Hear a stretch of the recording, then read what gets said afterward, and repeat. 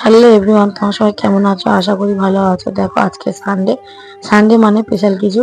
আর আজকে হবে বিরিয়ানি। যেহেতু 13ই মার্চ আমাদের প্রিয় বার্ষিক ছিল, তাই সেদিনকে দোল পূর্ণিমা ছিল, কিছু স্পেশাল রান্না করতে পারিনি। সেই জন্য তোমাদের দাদাভাইকে বললাম আজকে বিরিয়ানি করবো। তা তোমাদের দাদাভাই বললো তা ঠিক আছে বিরিয়ানি করো। কারণ যেহেতু সবকিছু আমার বাড়িতেই ছিল, শুধু মশলা আর চিকেনটা নিয়ে এসছে, চাল ডাল সব বাড়িতেই ছিল। তারপরে দেখো যা ভাবনা তার কাজ শুরু করে দিয়েছি। চিকেনটা ম্যারিনেট করা হয়ে গেছে দেখেছো।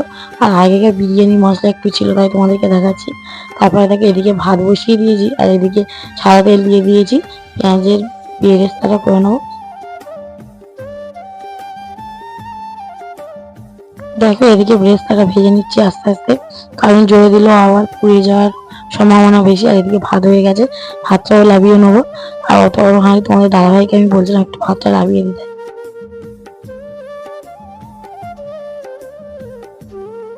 তারপর দেখো তোমার দাদাভাই ভাতটা নামিয়ে দিয়েছে, আমার ঝুড়িতে ভাতটা ঢেলে নিয়েছি।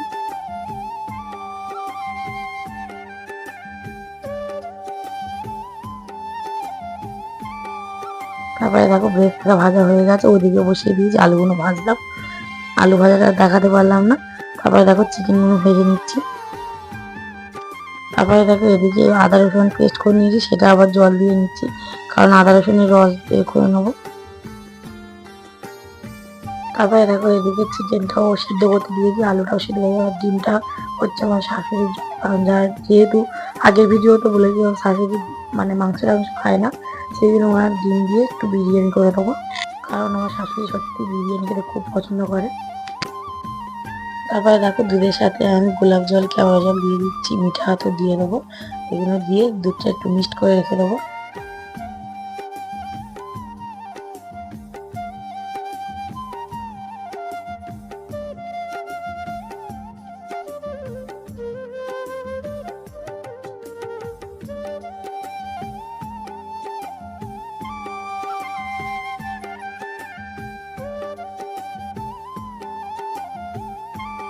দেখো চিকেন আলুটা সিদ্ধ হয়ে গেছে, আমি দেখছি সিদ্ধ হয়ে গেছে। এবার নামিয়ে নেবো, নিয়ে এবার বিরিয়ানিটা সাজিয়ে নেবো।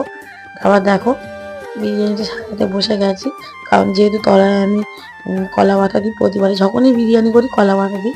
কলা পাতা দেওয়াটা তোমাদের দাদা হয় কোথা থেকে দেখে এসছে জানি না, বললো সেখান থেকেই বলে যে কলা পাতা দিলে হয় না। সত্যি কলা পাতা দিলে আর তলায় মানে ভাতটা বসে যায় না। আগে কলা পাতা যখন দিতাম না তখন বসে যেত, কিন্তু কলা পাতা দিলে আর একদমই বসে না। তারপর দেখো আর যে আলুগুলো একটু শক্ত শক্ত লাগছে সেগুলো তলায় দিয়ে দিচ্ছি, আর চিকেনের লেগ পিসগুলো তলায় দিচ্ছি, কারণ যেহেতু ওটাও একটু শক্ত আছে, কারণ নিচে দিলে একটু মানে সিদ্ধটা হয়ে যাবে। তারপর একটু গ্রেভি দিয়ে দিচ্ছি।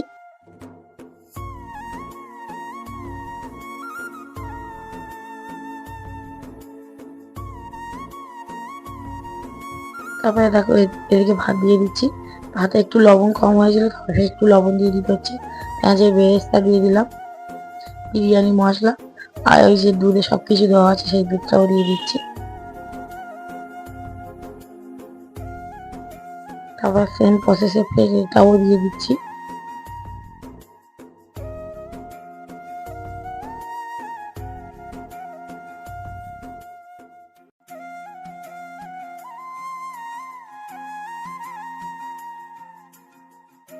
তারপরে দেখো সব ভাত দিয়ে দিচ্ছি, আর অল্প করে রেখে দিচ্ছি আমার শাশুড়ির জন্য বিরিয়ানি করবো ডিম দিয়ে। একটু পেঁয়াজের বেরেস্তা দিয়ে দিচ্ছি, আর ডিমটা এই যে দেখতে পাচ্ছি থালাতে। তারপরে বিরিয়ানি মশলা দিয়ে দিচ্ছি। পেঁয়াজের বেরেস্তা একটু কম হয়ে গেছে করা, বুঝতে পারিনি, অনেকটা খেলে মানে ভাজার পর অল্প হয়ে গেছে। দেখো বিরিয়ানি স্টিমে দেওয়া হয়ে গেছে, যখন স্টিমে দিয়েছিলাম তখন দেখানো হয়নি। তারপর হাঁড়িটা নামিয়ে এই যে বিরিয়ানি ঘি দিয়ে দিচ্ছি, সবার লাস্টে আমি ঘি দিই। আর ঘিটা সত্যি একটু কম দিলাম, কারণ ঘিয়ের গন্ধটা আমি খেতে পারি না, খুব একটা বেশি হয়ে গেলে খাওয়া যায় না। তারপর দেখো বিরিয়ানিটা কত সুন্দর ঝরঝরে হয়েছে। এদিকে স্যালাড কেটে নিয়েছি। তারপর তোমাদের দাদাভাই আর আমার জন্য বিরিয়ানি নিয়েছে, আর শ্বশুর শাশুড়িকে দিয়েছি।